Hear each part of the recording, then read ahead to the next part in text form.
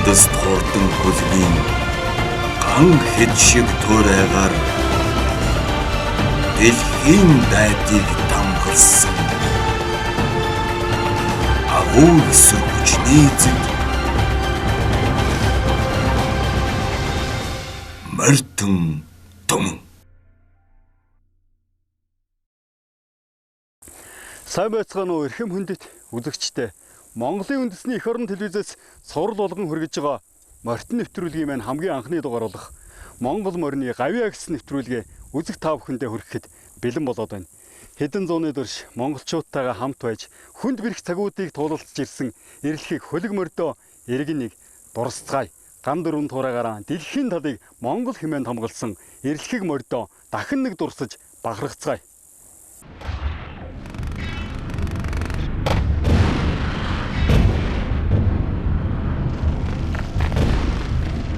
Хүн төрлөختний түүхэнд дэлхийн 2 дугаар дайн хэмээн хараар тод бижигдэн үлдсэн хүнд бэрх цаг үед Монголын ард түмэн тухайн үеийн зөвлөлт холбоот улсын цэрэг айрамд 50,000 шахам хөлөг мордоо дайсныг даралцах хүч болон илгээсэн байдаг.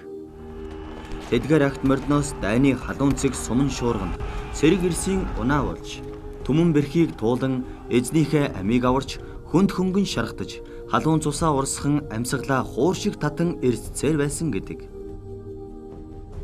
Эдгээр домогт мордын нэг эзэнтэйгээ хамтад дуурсагдан дуулагцаар байгаа Гарамгай Баатар Дандрын алаг морийг сонсоогүй монгол хүн ховор билээ. Тэр алаг мор Дандргой өөрөө тэгж ярьж ирсэн. Тэр алаг мор их ном хүн.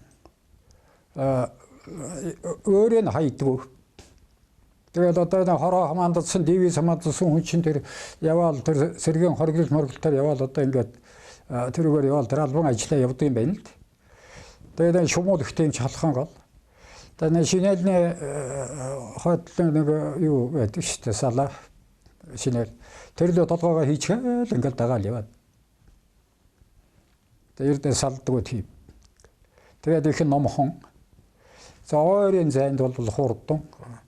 Тэгээд ямар нэгэн мөсөлд юмд болох байхдаа тэгэл ухас хийхэд бол ямар ч саваад гарчдаг. Сургууль сайтай тийм одоо тийм мөр байсан. Эх орноо халуун амьд цээжээрээ хамгаалж явсан зориг төр дандарт алаг морин өрөөлөөр учирсан хүлэг байж сайн мор эзнээ хайж явдаг гэдэг. Дандар анх алаг мортойгоо учирсан түүхэн цэргийн агтнаас үлдсэн хэдхэн мордон дунд Сүхбаатар аймгийн Эрдэнэ цагаан сумын ард Дамжин жовын унган жижиг биетэй өргөн магнаатай алаг мор байсанд дандар шууд сонгон авсан нь түүхэнд хамт мөнхрөх эрэлхийг хүлэгнэ байж. Алаг мор байлдааны бэлтгэл сургуулилтыг хурдан хугацаанд чадмаг сурсан гэдэг. Дандар Баатар алаг морныхоо тухай Жоков жанжинд дурсан ярихдаа миний алаг мор тулалдаанд 4 удаа шархтаж байлаа хэмээн дурссан байдаг. Дандар Баатар дайн дуустал алаг морноосоо огт салаагүй бөгөөд энх цаг ирэхэд алаг мор дархлагдсан хайрлагцсаар нэлээн урт насалсан гэдэг.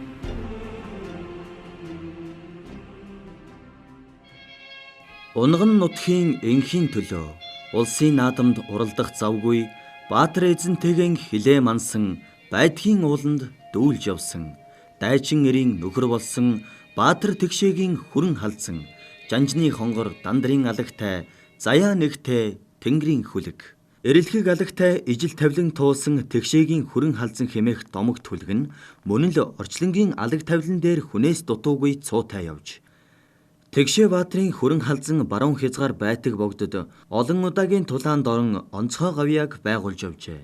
Хүрэн халзан эзнийхээ заасан болгоныг чадмаг суран, сэлэм чавчхад налж өгөх, эзний дохоогоор газарт хэвтэх зэрэг олон зүйлсийг сурсан гэдэг. За тэр морийг чадаг хэвтүүлэх, тэгэл босгох, дуудах, нуухан тэр тухайн үеийн тэр хөлийн албаны таагчхан чанартай тийм олон оролдлогууд байсан л да. Тэрийг бол тэр сургадаг, тэр морь бол сургадаг байсан. Тэрийг бол одоо сайн сурсан. Тэгэл байдаг хурдаар дахиж бол далуу наалгадаад дэвээгөө суулж явал эмээлийн бүгэн дуулахтай зэрэгэл тэр харуулдаад байчих. Тэгээд дайсан бол морь налагчлаа гэж ойлгох гээд. Тэгээд малгайгаа шуурч бол нүдэн дээр нь тавьчих. Нүдэн хаагаад тавьчих. Бүтэн хоног капитан тэр чинь ирэхгүй л бол. Одоо бол тийм сургуульд тийм их юмыг одоо гаргаж ирж шинэ тавьмаар байгаа юм л да. Ярмаар хүндэд хэлмээр байгаа юм л да. Тэгээд та нар бодвол тэр талаар санаа тавих байлгүй дээ. Нэг тэгээд тэр юунд модон дотор юу хатан дотор тэр мөр одоо нуудаг байсан. Тэгээд тэр нуухад бол ерэн тэр бууна дуунд одоо тэгж адуу гэдэг чинь одоо маш их мэдрэмжтэй. Ухаантай тийм юм шиг. Тэгээд буу дуурайд бууд уцаад ингээд ихтэй зэрэгэл ерөөсөө хөхмөх хам чичрээд бөмбөгнөд л ингээд чихэн холмоо нь ердөө тогтож байж чадахгүй болчдөг. Тэр хөрөн хавцан мөр бол тэгдэггүй гэж юм. Тийм тайван адуу байсан. Монголын цөөхөн хэдэн дайчид хар дайсны бүсэлтэнд орон хүнд байдалд орцгооход цэргээ удирдах явсан дарга нь пэлжээд үүрэг өгөн тэгшээгийн хөрөн халзнаар дайсны бүсэлтийг сэтлэн мэдээ хүрэх хэмээн тушаажээ. Тэгээд бууд хачхнаа зэрэгэл нэг тэр хөрөн хавцан мөр шисгэрс сум шиг явж байгаа. Маш хурдан тэгээд тэр чи 40 км газар нэг 40 минут орчим давхиад орсон болов гэсэн. Тийм баримж хэвээд. Тэгээд замд нь бас сууд тааралцсан байгаа. Тэгээд байлдаан болж байна. Манайхан байлдаан болж байна гэдэг пэйжэн хэлчихэл олон юм хэлээгөө мөрний хаамаг дийлэхгүй. Тэр чигээрээ давхиад л гэдэг. Тэгээд амжаас мөндрөө шиж холбоо. Пэлжээ дайсны цэргүүдийн дундуур сумын шуурга сүрэн салхимд хурдалсан 30 гаруй километрийн цаанаас мэдээгээ хүргэж чадсан байдаг. Эрэлхэх хөрөн халзан дайн дууссан хойно эрх дураараа байж 30 хүртэл насалсан бөгөөд одоо Архангай музейд чихэмлэн хадгалагдсан алдраа дуурсах сар байна.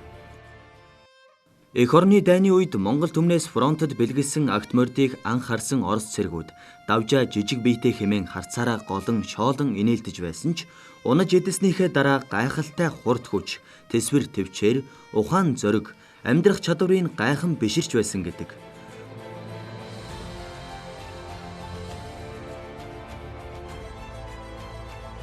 Фронтод очисон эрэлхийг Монгол мордны тухай Орос дайчдын дурсан ярьдаг олон түүхэн ярианы заримаас цухас өгүүлэхэд дайны үед манай суманд Монголоос хагт ирлээ гэхдээ бид очиж үзцгээгээд илжиг шиг жижиг морд байхад нь голон шоолон инээлдэж байсан юм. Удалгүй надад нэг хээр зүсмийн морь хуваарлаж өгвөө. Манай сумангийнхан намайг илжиг унсан Дон Кихот гэж хочилдог болов. Манай суман тагнуулын суман байсан тул ой ширэнг бартаад замаар их явна. Нэг удаа дайны отолтонд орон хүнд байдалд ороход миний морь чихээ хулмайлган маш хурднаар зүсэн гарч чадсан юм. Тэр үеэс эхлэн миний морийг суманд мэдэхгүй хүн байхгүй болсон доо. Би мориндоо Монгол гэж нэр өгсөн юм. Монгол маань намгийг үнэрлэж үзээд аюулгүй газраар нь туулаад гарчихна. Өнөөх өндөр морд чинь тэгж чадахгүй шигддэг газраар нь орчход намайг чигдэн сүйд болцгооно. Монгол маань цасан доороос өөрөө ичшээ олоод идчихдэг болохоор бусад цэргүүд мордоо хооллох гэж зовж байхад би тайван дуугжирч цэргүүдийг атаархуулдаг байлаа. Монгол маань намайг олон удаа аварсан да. Дайн дуусны дараа би Монголыгоо цэргийн аж ахуйд хүлээлгэн өгөхдөө мэлмэртэл уйлж үлээ. Дэлнээс нь хэсэг хэлгас тасалж авсныгаа одоо хүртэл хадгалж явдгийн да гэд Ингрийнхээ халааснаас жаахан хэлгас гарган үзүүлээд Монгол улсад очиж Монгол морь унан үнрийн үнэртэх юмсан да гэж бодож явдаг хэмээн өгүүлж үлээ.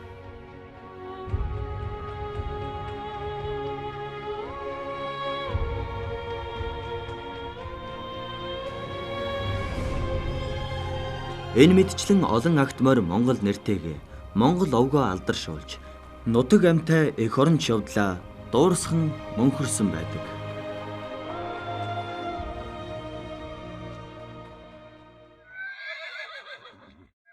Урааж явдаг адуун сүргээ, хээрийн боохоогоос хамгаалж чаддаг адуун сүргийн манлай, арслангийн зоригт азрагнууд минь үү. Адуун сүргээ хээрийн араатны аюулаас аварсаар ирсэн олон домогт азрагнууд байдгаас одоо цагт амьдарч уралдаж яваа нэгэн эрэлхэх хөлгийн түүхийг өгүүлье.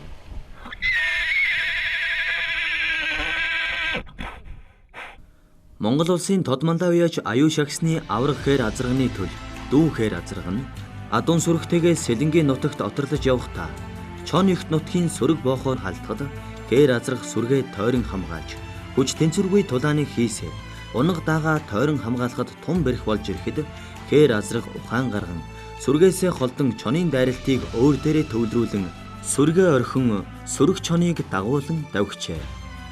Нэхэж хөөсөн чонын сүрэг хээр азрагны 2 хонгыг хурд соёогоороо 100 алдаж тангаруулан арсын сэндийлж шархтуулсаар хөөрхий эрэлхэх хээр азраг энхүү сүрэг чононд хөөгдөн явхдаа 2 талаар орж ирсний чөлөөгүй ээлжлэн хазаж араас зулгаасны тангаран өшгөлсөөр явж энхүү хэдэн километр тулалдан давхисны эцэст машин зам руу нийлэн хурдаа нэмэн ухас хийхэд хөөсөн боохонууд гүйцэж чадхаа болж харамссан дуугаар муухай даслан үлдцгээжээ. Өглөө нь адуучид адуун сүрэг дээрээ ирэн сүргээ хамгаалан тулалцсаар холдон одсон азрагныхаа мөрийг даган явсаар хэтэрхий олон чононд хөөгдсөн байхын цасан дундах мөрнөөс нь анзаарч хээр азрага чонны идэж болсон байх үе хэмээн цасан дээр үе туслан гойдсон ягаан цусыг харан цочрон явтал замд нийлэн хээр азрах чонон сүрэгт гүйцэглэлгүй давхин оцныг анзаарч баярлан нэгсээр биеэрээ дүүрэн цус шарах болсон эр зөрөгт хээр азрагаан олж очжээ. Одоо энэхүү эрэлхий хээр азраг маань Архангай аймгийн Ойн Баяр наадамд тоосоо өргөхөөр очоод байна. Амьсгалд зарцсан өмнөд туйлын харгас мөсөн далайд анхны мөрийг Монгол морь гаргаж чөмөх зарцаам тэсгэм хүүтнийг чансаа сайд Монгол морьд зорьсон байдаг. Урд туйлыг судлахаар дэлхийн эрдэмтдийн баг явахдаа Монгол морьдыг маань сонгосон байдаг. Тэсвэр төвчээр үл даах чадвар зэрэг олон шалгуураар ийхүү Монгол хөлөг морьдыг онцгой хэмээн үзэж өмнөд туйлын мөсөн далайн амтан тэсхийн аргагүй чөмөг зарцаж амьсгал мөстөм хүйдэн ноёргосон твийг зорьсон гэдэг. Тэрхүү бэрх аяллыг зорьсон хүн морьд харамсалтай нь харгас туйлд алтан амиа өргөцгөөсөн ч эцсийн дусал цусаа зарцтал тэмцэж чадсан Монгол хөлгүүдийн гавьяагаар өнөөдөр дэлхий бахархан дуурссаар байна.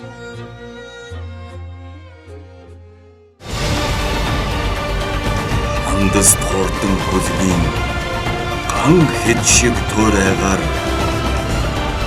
дэлхийн дайдыг тамгалсан агуу эсрэг хүчний эзэд мартин том